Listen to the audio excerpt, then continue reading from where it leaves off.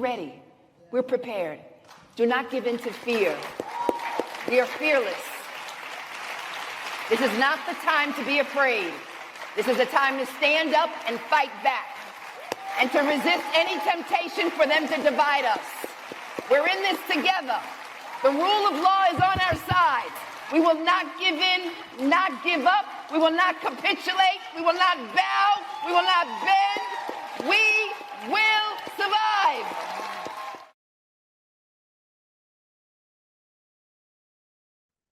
Shows like Martin and shows like Living Single, they assume a cultural safety that we do not and cannot assume anymore. So a lot of times, if you are in amongst a group of Black people, jokes like that fly. 100%. That's why we have thick skin. And so when you're watching it on TV, you understand the jokes because these people are all together. You get kind of the dynamic that exists. But man, since we have been told about the specific dangers of every type of speech, we have gone back and been like, maybe we weren't so safe. Maybe there was never that type of safety. Maybe it doesn't exist. Maybe it's a figment of our imagination. We were just hardened to it. We were just used to it. Or maybe there was a time that we just let some shit go. All of the stuff. There was so much stuff back in the day that just assumed that we were okay when we were together. Mm-hmm. And I think that we're starting to go, well, maybe we're not. Maybe we never were. We're certainly not today. Maybe there were always these terrible, ridiculous, bad actors, and Martin had an entrenched hatred for Black women, and that's why he was taking it out on Pam, because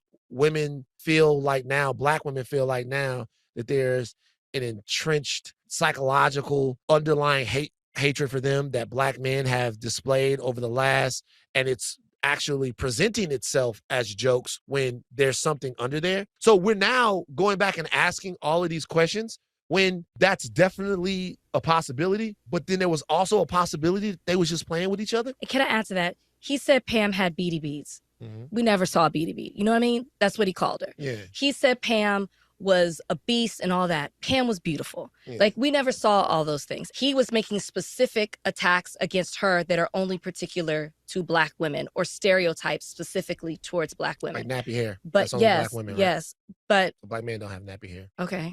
I mean, I don't like the word nappy, but yes, I understand what you're saying. But my point is, it was based on race, I guess is my point. It was particular to what she looked like as a Black woman.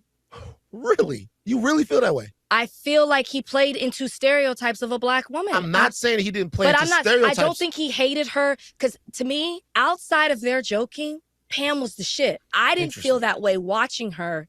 I understood it. I didn't feel that way. So I never looked at it like, and I still don't, this is a part of Black men hating Black women. I still don't look at it like that. It was just their particular relationship, which Tashina Arnold has been confronted about this. She said, this is how my character was originally written for a heavyset woman. And I came in, killed the audition. They saw how Martin and I joked off camera, and they wrote it into the script. They saw that she was witty, that she could handle her own, give it back, and they wrote that into her character. They let her be herself. What was off camera came on the screen. That's Van Lathan, of course, and Rachel. I don't know Rachel's last name. Rachel Lindsay. Thank you, Jonah. Talking about this commentary that's going about. Welcome back, by the way, to the Karen Hunter Show. We are here on SiriusXM Urban View. We're talking powers and becomes action. So the singer Ari Lennox said that she was watching Martin. And she's a Grammy Award-winning singer. And she said the thing that pissed her off about Martin was how he was going in on Pam. She said Pam was so effing beautiful and so fine. But growing up, this is Ari, as a dark-skinned girl, she felt those jokes made it hard to fully appreciate her. And I don't know, Ari Lennox, if you grew up watching Martin. I don't know how old is Ari Lennox. Let me see, because I don't think she grew up watching Martin. I grew up watching Martin. Did she grow up watching Martin? She's 34 years old. I don't think when did Martin go off the air? Hold on. Let me look at Martin TV show. She's born in 91. This was on, the series was on from 92 to 97. You were a little girl. Maybe you were 1 when it came out. And were you watching it at 6? I don't know.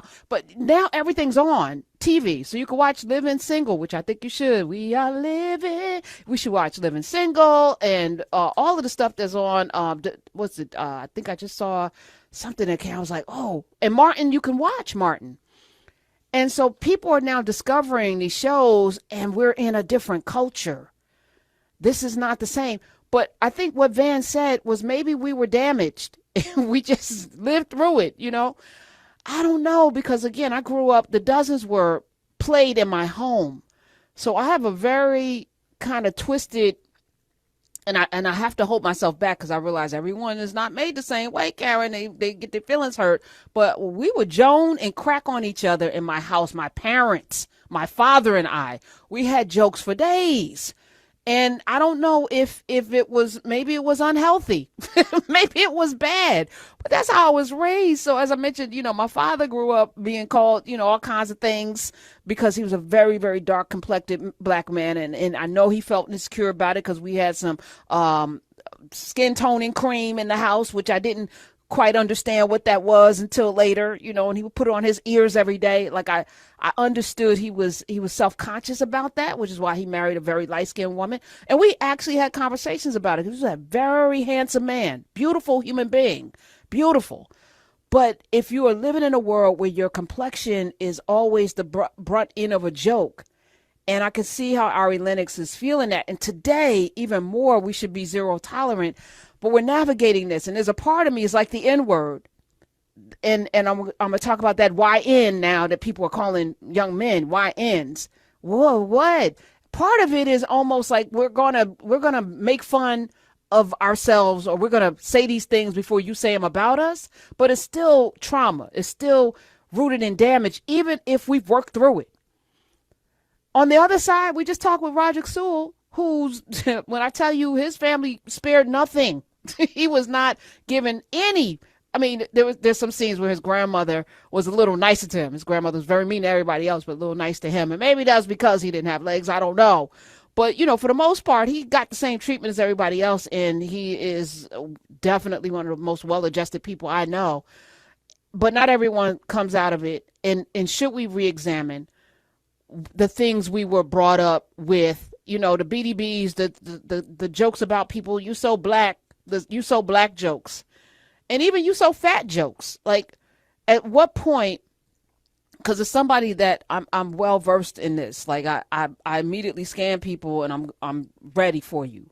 I'm ready for you. Like you know, but that's a defense mechanism. Like I'm going to get you before you get me. I'm ready for you. If you even open your mouth verbally, I'm going to destroy you.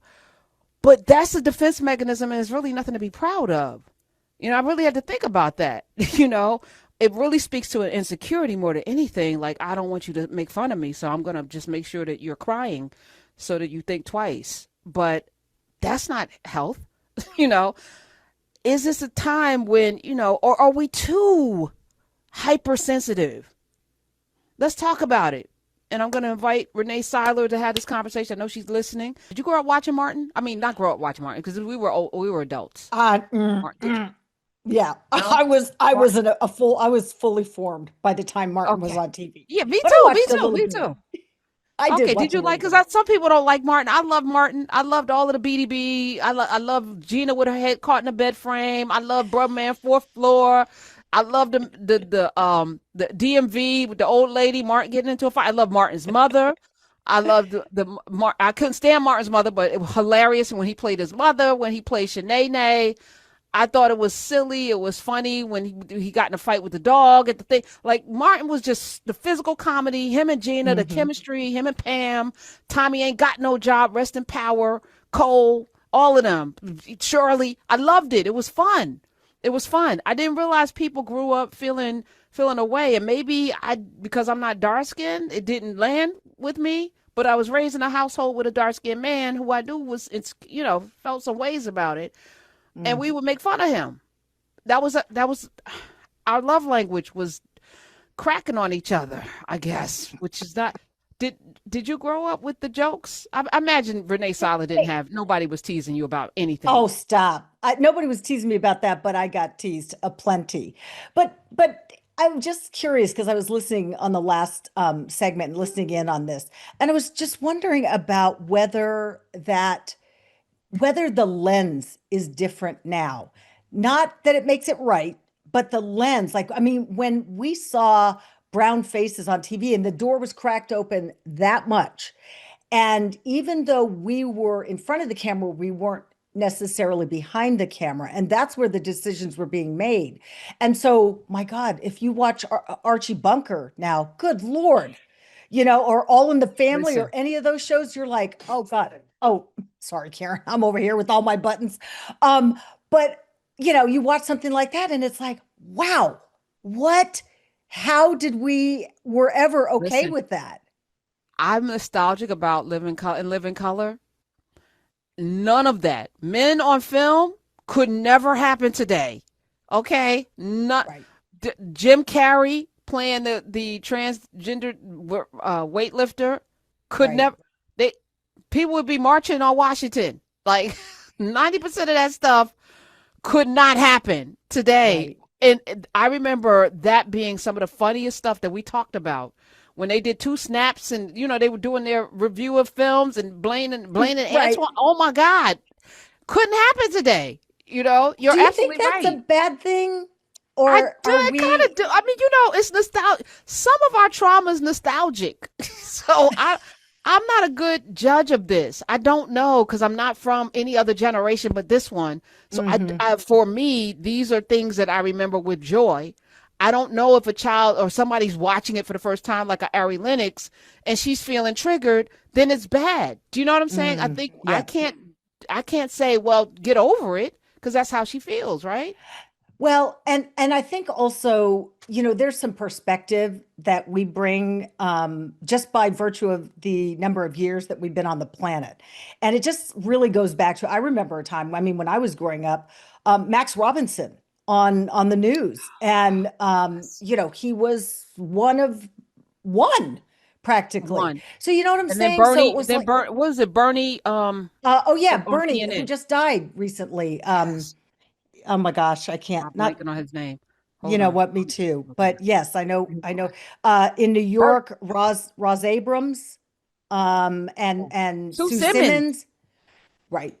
So this it wasn't like it is today. And now you see, Karen, back when I was at CBS, I used to relax my hair and then I would have my hairstylist, curl it with a curling iron. So it looked curly, but it was still relaxed hair that looked curly. It's not like the hair I have now, which is natural, right?